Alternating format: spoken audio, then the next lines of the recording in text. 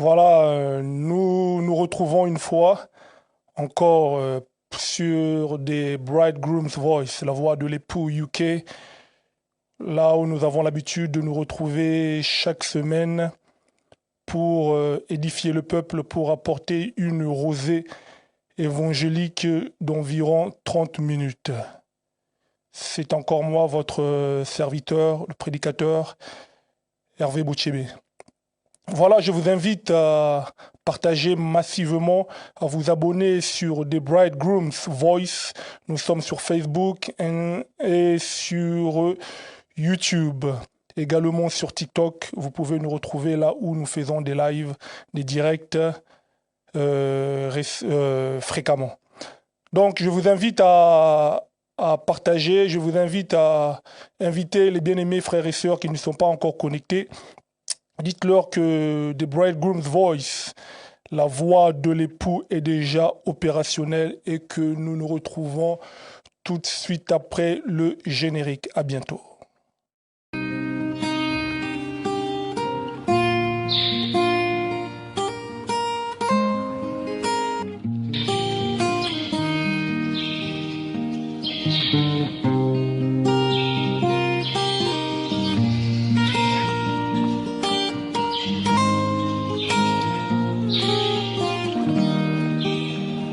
Un chrétien, je croyais être, mais j'ignorais le bonheur que Jésus, mon divin maître, vient apporter à mon cœur.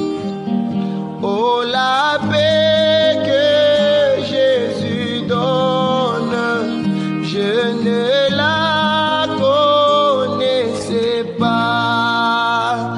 Tout sur mon chemin rayonne depuis qu'il conduit mes pas. Oh, la paix que Jésus donne, je ne la connaissais pas. Tout sur mon chemin rayonne. Oh, merci Seigneur Jésus.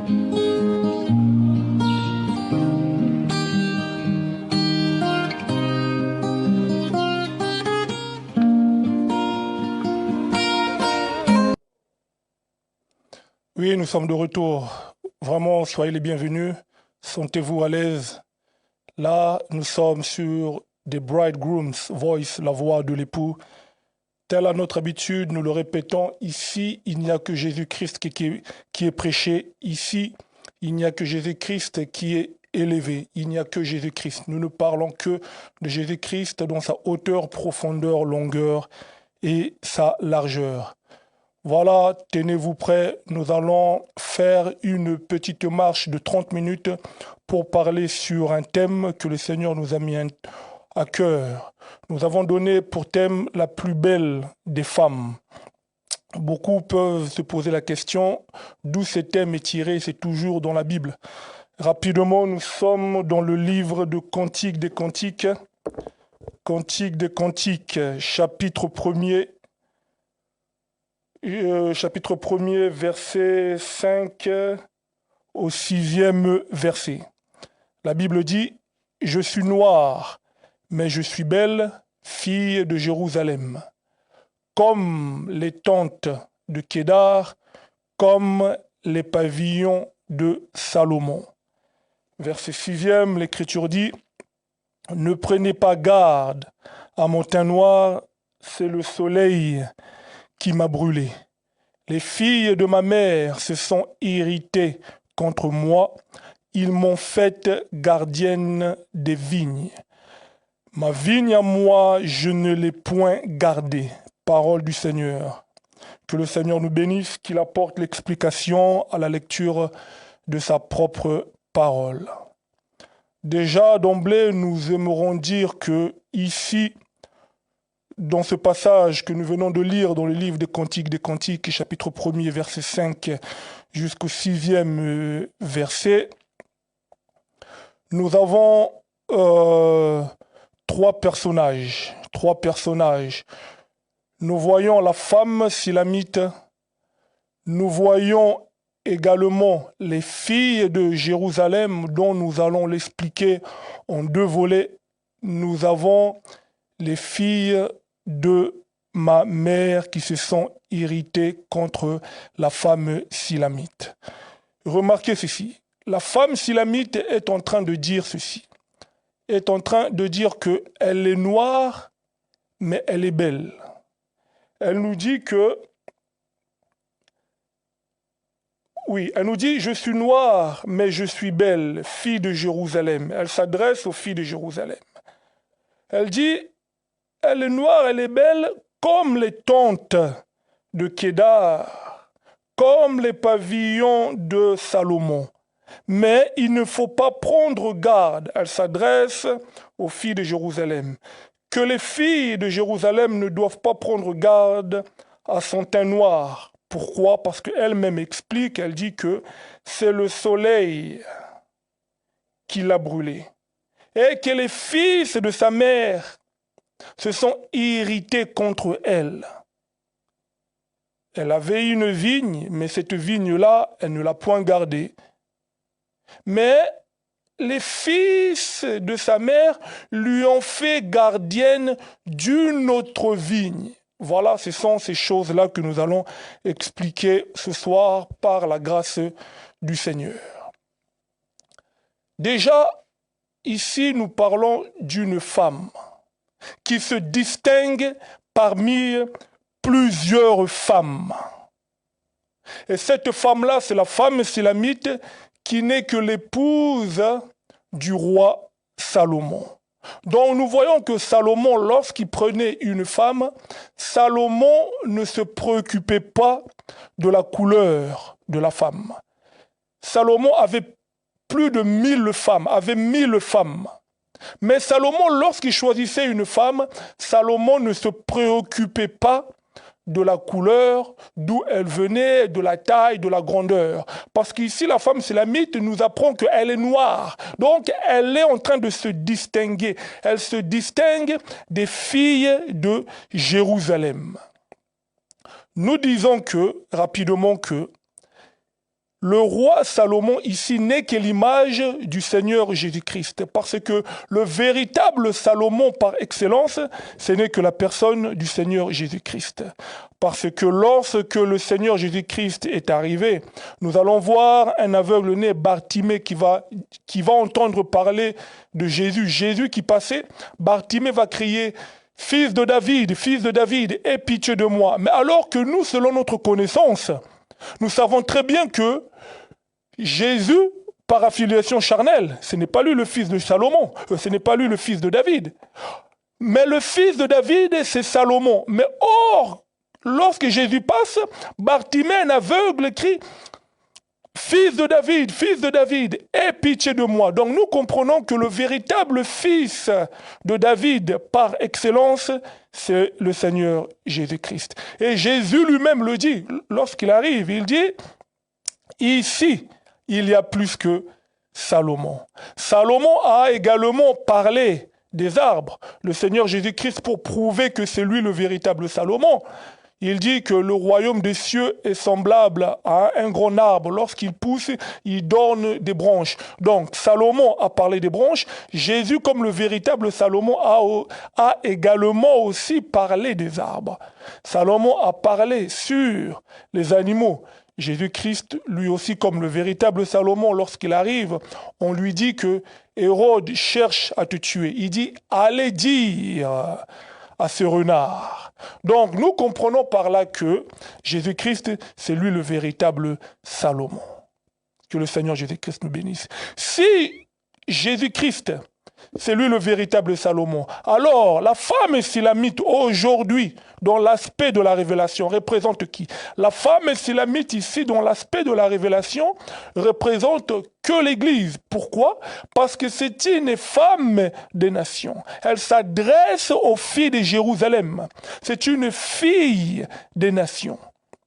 Et l'apôtre Jacques nous dit que, dans Actes des Apôtres, chapitre 15, verset 14, il nous dit que Simon-Pierre a raconté comment Dieu, après avoir jeté ce regard parmi les nations au pluriel, il s'est choisi un peuple au singulier qui portera son nom. Donc, Dieu, en ce temps de la grâce, il s'est choisi une épouse parmi les nations. Et nous disons que cette épouse-là, aujourd'hui, on appelle ça l'Église. Pourquoi? C'est un peuple qui est composé de plusieurs nations confondues dans le monde. Voilà que ici la femme silamite n'est que l'image de l'Église véritable, qui est l'épouse du Seigneur Jésus. Que le Seigneur Jésus-Christ nous bénisse. Remarquez ceci, bien-aimés.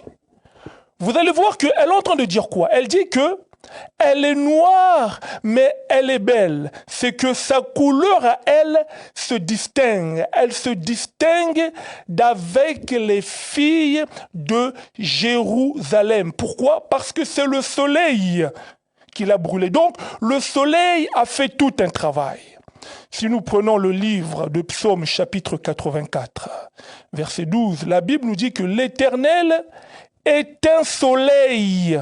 Ah, vous voyez. Donc, le soleil véritable que nous sommes en train de parler en ce soir, ce n'est que le Seigneur lui-même, notre Dieu, le créateur du ciel et la terre. C'est lui le soleil véritable. Donc, il a fait tout un travail dans la vie de cette femme.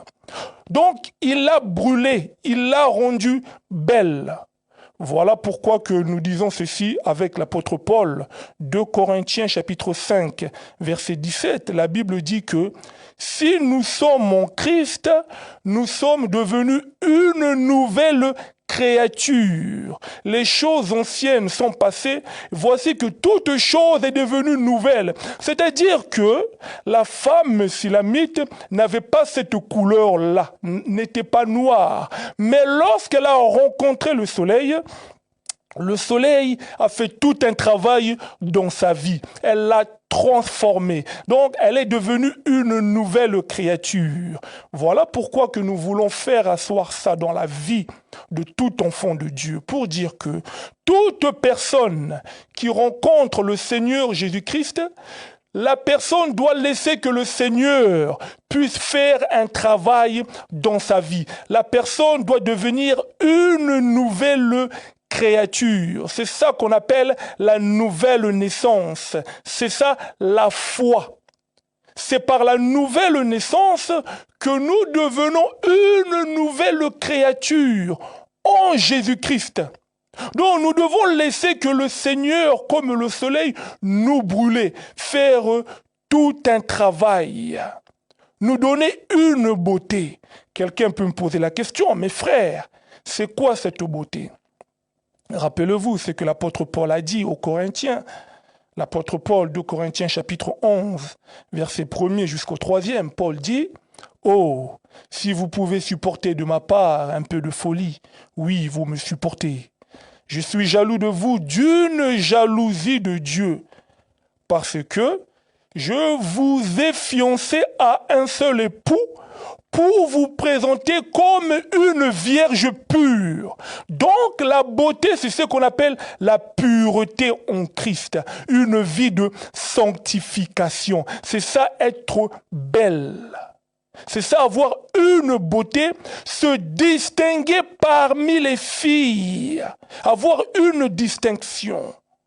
Tu pouvais avoir une vie hors du Seigneur, une vie de débauche, une vie d'ivrognerie, une vie de mensonge. Mais lorsque tu rencontres le Seigneur Jésus, ta vie doit changer. Tu dois laisser que le Seigneur puisse transformer ta vie, te donner une nouvelle beauté. Tu dois être une nouvelle créature. Parce que lorsque Paul dit que je vous ai fiancé à un seul époux, pour vous présenter comme une vierge pure, c'est qu'aujourd'hui, nous avons des vierges pures, nous avons aussi des vierges impures. Vierge pure, c'est qui? Nous disons que vierge pure, pourquoi? Parce que nous avons reçu la semence d'un seul mari, c'est-à-dire nous avons reçu la parole d'un seul mari, parce que Jésus est notre époux. Mais non seulement que nous avons reçu cette semence-là, mais nous gardons notre vie, nous gardons notre corps dans la pureté. Nous abandonnons la vie de la débauche, la vie de toutes les dépravations, de l'impudicité, de la haine, de la jalousie, des meurtres, de l'ivrognerie, de la calomnie. Toutes ces choses, toutes ces impuretés, nous les abandonnons parce que nous gardons notre semence et nous vivons dans la sanctification. Mais il y a aussi des vierges impures, c'est-à-dire que beaucoup ont reçu la parole, mais ils ne vivent pas la vie de la parole. Physiquement, ils sont toujours impurs.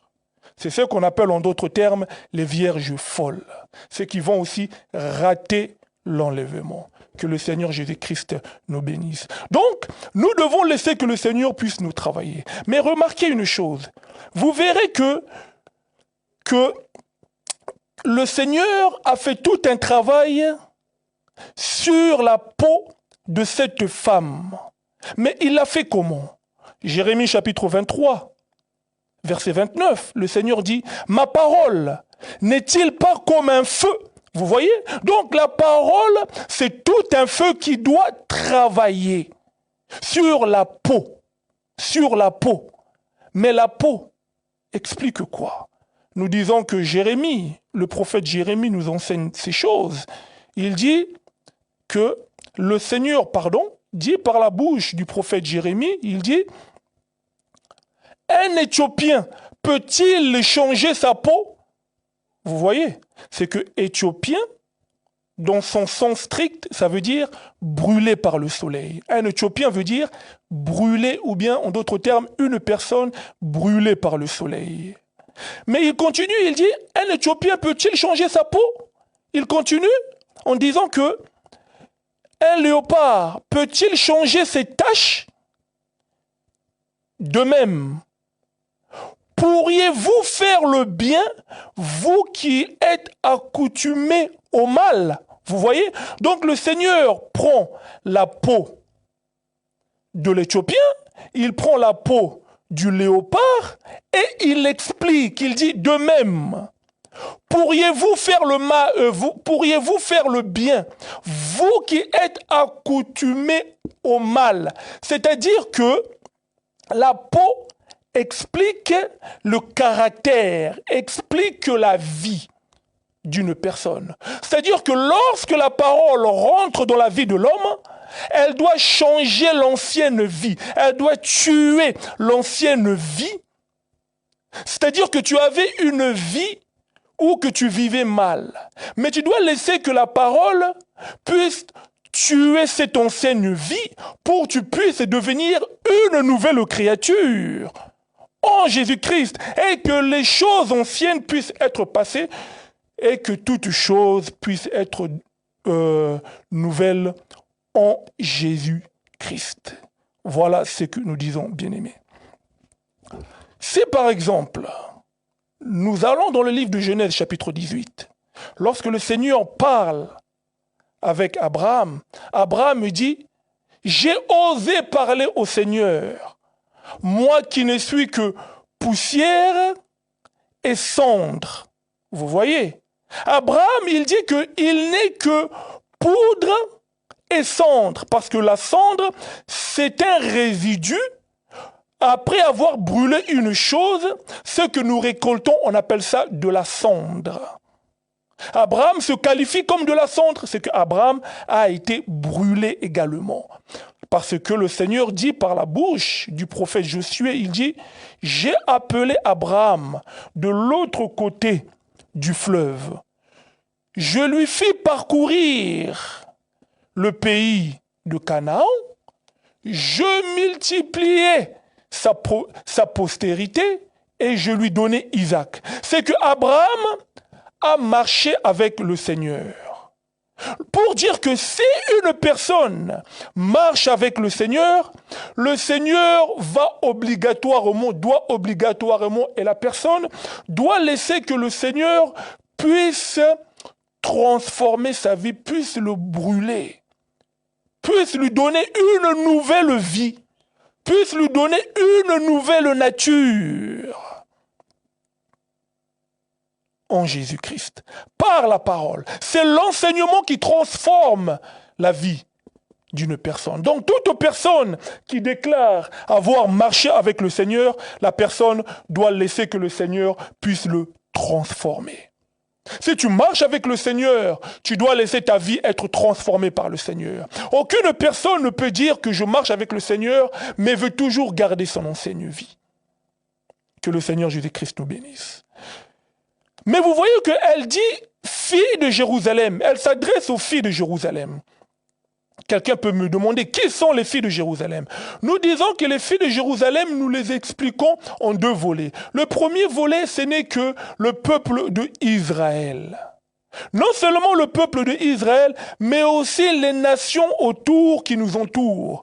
Pour dire que Israël aujourd'hui, en temps de la grâce, Israël a rejeté la parole de Dieu, ils n'ont pas pu être brûlés par le soleil, c'est-à-dire ils n'ont pas reçu l'enseignement. Les nations autour, les peuples autour n'ont pas reçu l'évangile parce qu'ils n'ont pas cru, malgré que Dieu est parmi les nations, mais il y a encore des gens qui ne croient pas à la parole. Voilà pourquoi ils ne peuvent pas avoir la même beauté, la même identité avec la femme Silamite. Il en est de même dans ta famille, puisque tu es devenu une nouvelle créature. En Christ, les choses anciennes sont passées. Tu as abandonné ton ancienne vie. Les gens peuvent te persécuter à cause de ta nouvelle vie. Mais Christ a dit que prenez courage, j'ai vaincu le monde. Accroche-toi au Seigneur, même si qu'on peut se moquer de toi. On peut voir que tu es devenu une nouvelle personne. Tu es à part, accroche-toi au Seigneur. Comme tu as donné ta vie au Seigneur, le Seigneur Jésus-Christ ne manquera pas de te rembourser, de te donner au centuple. Parce que tu as donné sa vie entre ses mains et il prendra soin de toi. Nous continuons. Il dit que c'est le soleil qui l'a brûlé. Il dit, pardonnez-moi, comme les tentes, il dit qu'elle est belle, qu'elle est belle comme les tentes de Kédar.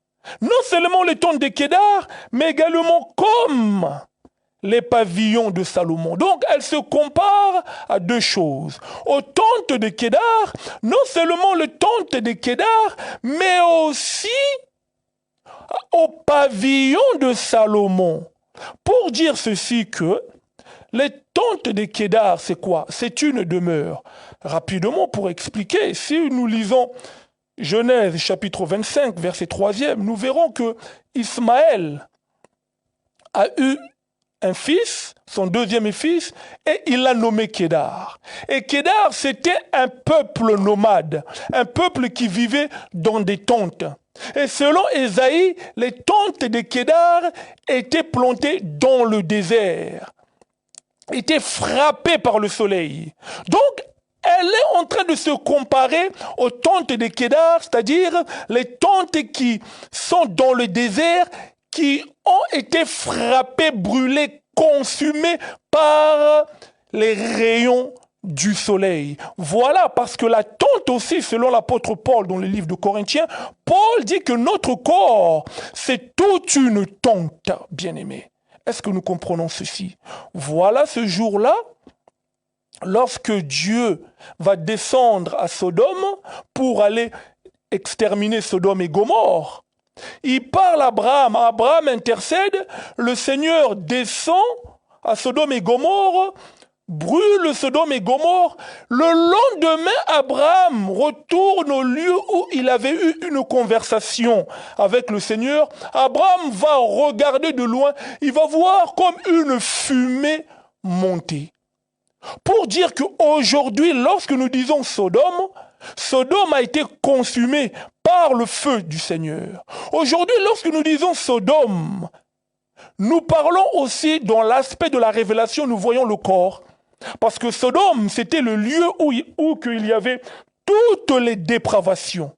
toutes les saletés possibles. Mais lorsque le Seigneur brûle Sodome, Sodome est consumé. Aujourd'hui, Sodome aussi explique le corps.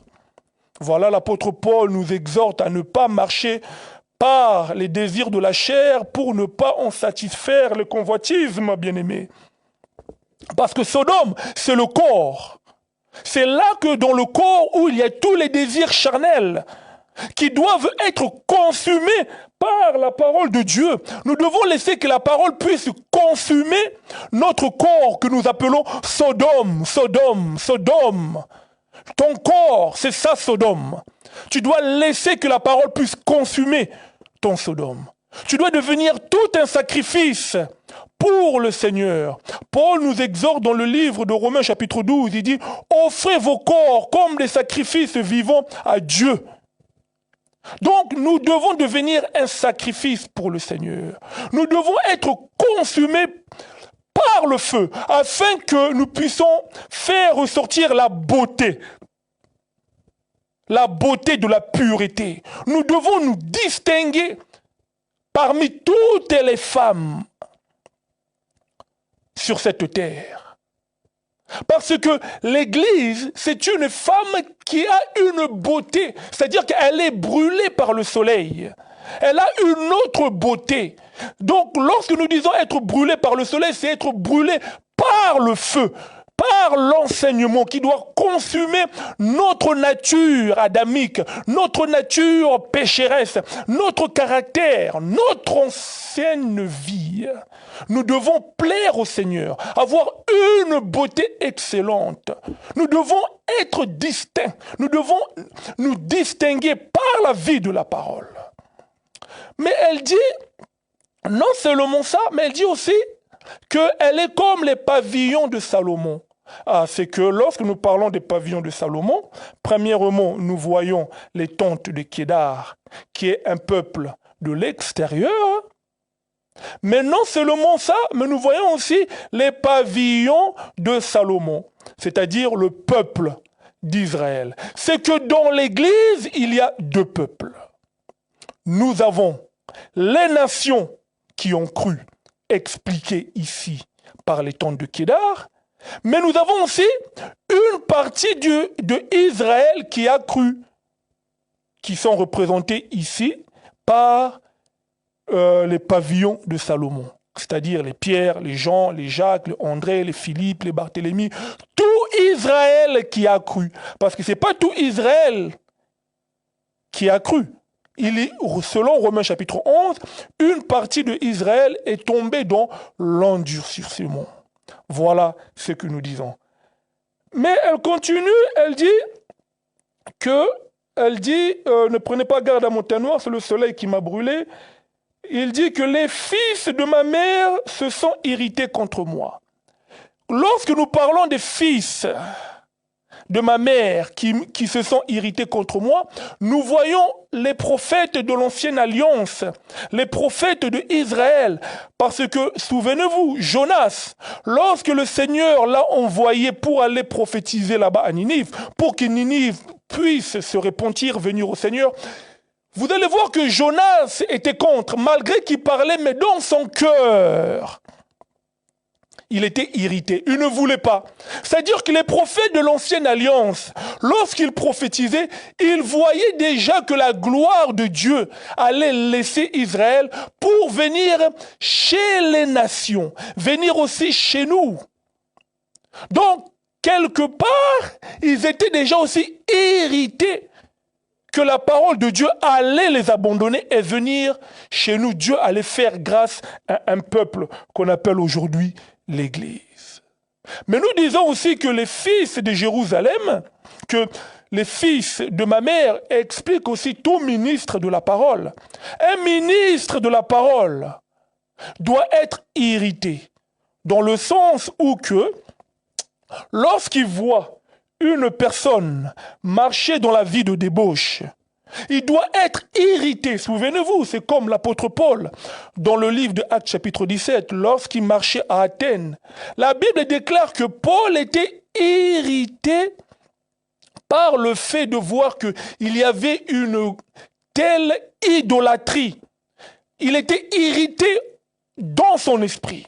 Donc, un ministre, un prédicateur de la parole doit être irrité lorsqu'il voit qu'une personne n'a pas donné sa vie en Christ et est en train de mener une vie de la débauche. Un prédicateur doit être irrité par cette vie, vouloir que cette personne abandonne l'ancienne vie, puisse venir au Seigneur. Lorsque le Seigneur Jésus-Christ est venu en Israël, la Bible déclare qu'il a pris le fouet, et qu'il a chassé tous les commerçants du temple, parce que le temple explique aussi le corps, toute une vie. Ne savez-vous pas que votre corps est le temple du Saint-Esprit? Ah, voilà. Donc, le corps, c'est aussi tout un temple. Mais il a pris un fouet. Aujourd'hui, nous expliquons que prendre le fouet, c'est ça l'enseignement, la parole. Pour que, à partir de la parole, nous puissions chasser toute mauvaise vie qui se trouve dans le corps.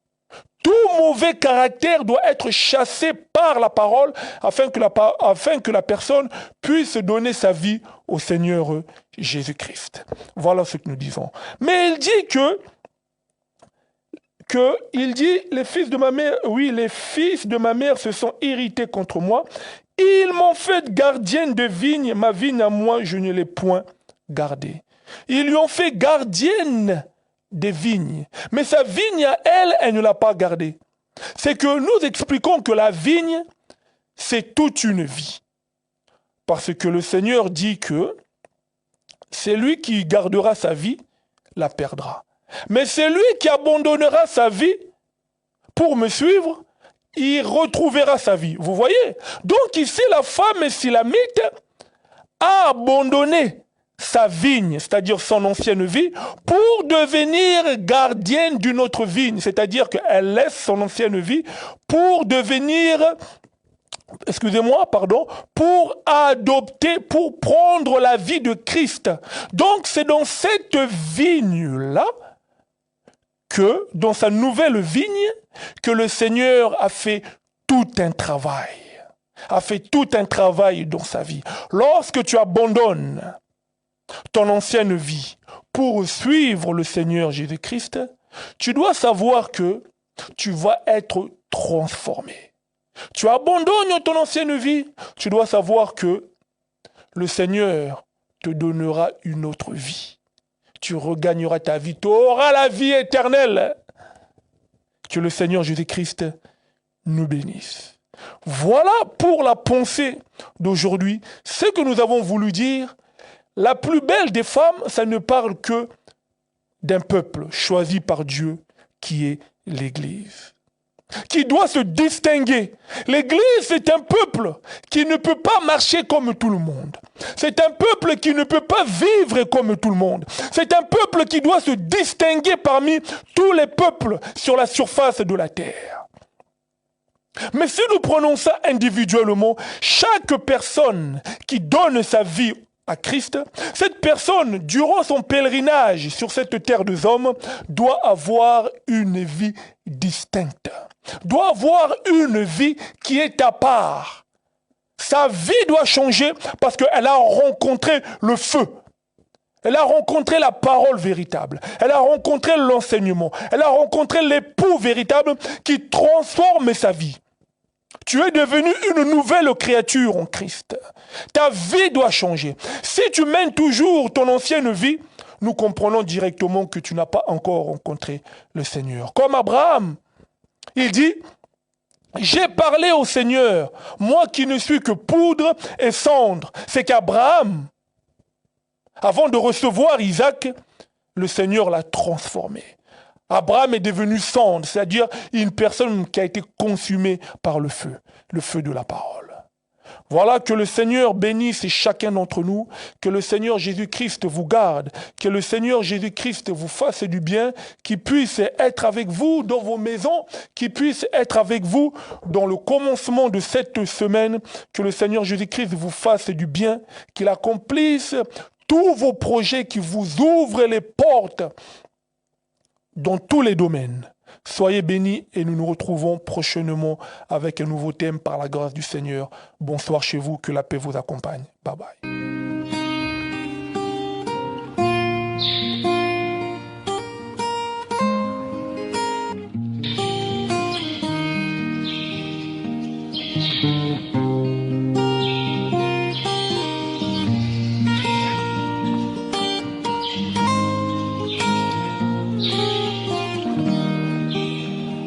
Un chrétien, je croyais être, mais j'ignorais le bonheur que Jésus, mon divin maître, vient apporter à mon cœur.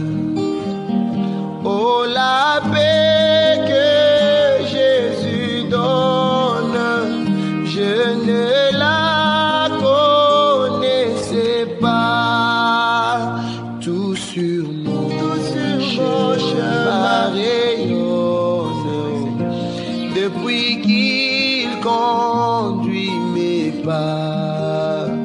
Oh, la paix que Jésus donne, je ne la connaissais pas. Tout sur mon chemin rayonne. Oh, merci Seigneur.